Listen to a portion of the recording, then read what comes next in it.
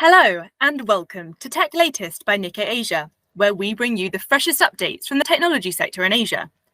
Every episode, one of our reporters from the region will be filling us in on the tech news on their radar, from semiconductors in China to space travel in Japan to startups in Indonesia. From Nikkei Asia's Tokyo headquarters, I'm Alice French.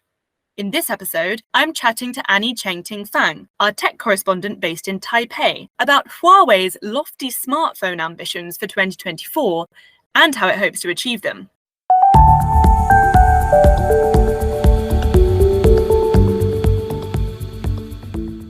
Hi, Annie. Great to speak to you as always. Alice, I'm very glad to be here.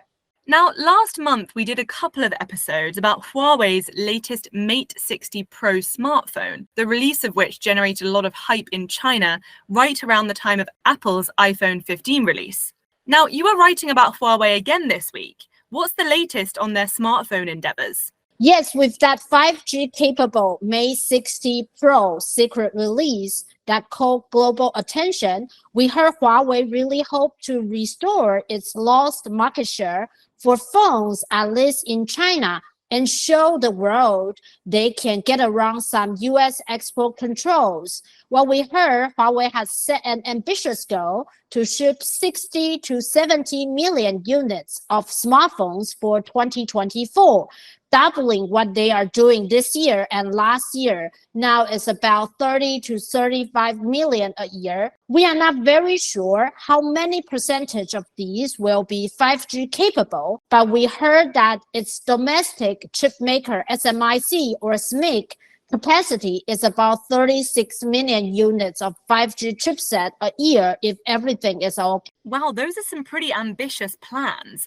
And how does Huawei plan to meet those targets? We heard they have booked more components since earlier this year, from lens to print circuit board related parts. Also, to avoid any fresh disruptions, it has asked Qualcomm, its only 4G mobile chip provider who got the US exemptions to supply to Huawei, to ship the chips they need for the full year as early as June. Okay, but this grand comeback plan could come up against some roadblocks, particularly in the form of the US's crackdown on Huawei and on Chinese tech in general, right? Yes, I heard from several Washington-based friends from chip sector law firms and think tanks that the US is indeed planning an update to tighten again on the already quite sweeping export control last year on chip-making equipment and precision components for chip equipment, as well as AI chips. Some lawmakers even urged to fully block any licenses to Huawei and SMIC chip sector. So US just introduced restriction rules on chip tools last October 7th, while Japan and the Netherlands rule just took effect in recent months. So also trade records also show China has already bought a lot of vital chip equipment since US-China tension escalated. I checked the numbers. China has become the world's top market for chip equipment since 2020. And China already bought more than 100 billion of chip tools from 2018 through 2022.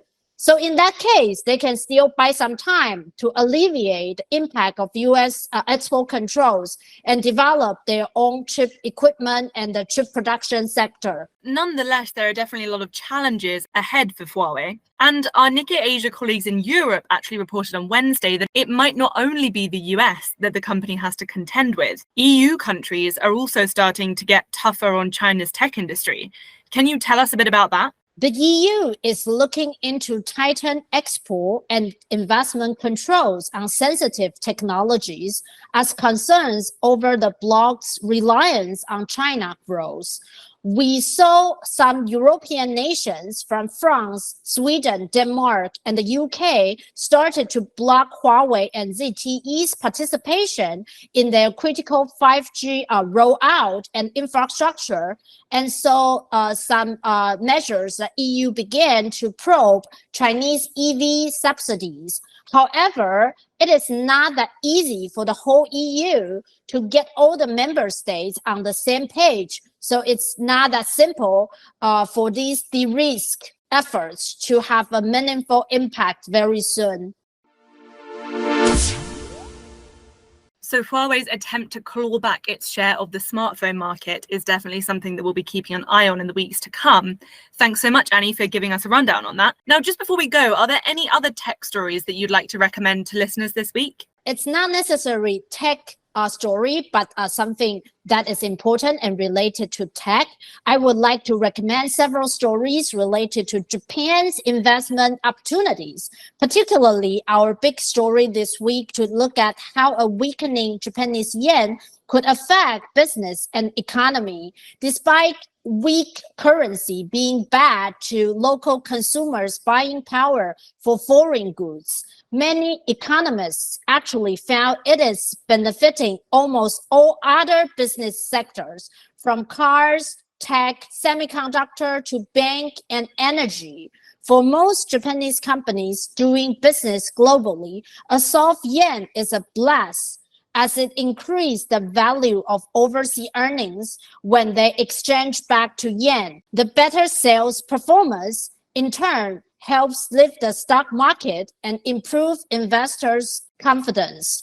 And that is really a tech boom going on in Japan. Thank you. Yes, I would also highly recommend everybody to take a look at our big story published on Wednesday this week. Okay, well, thanks very much, Annie. It's always great to speak to you and get your insights on Asia's tech industry. Looking forward to having you back on again soon. Thank you very much.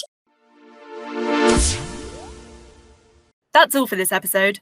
You can read more of Annie's reporting, along with a host of other stories about Asia's tech industry, on Nikkei Asia's website, asia.nikkei.com. And if you like what you hear, why not subscribe to our weekly Tech Asia newsletter, which will be delivered to your inbox every Thursday. There's a link to sign up in the show notes. And check back in next time for more updates on the tech trends that matter.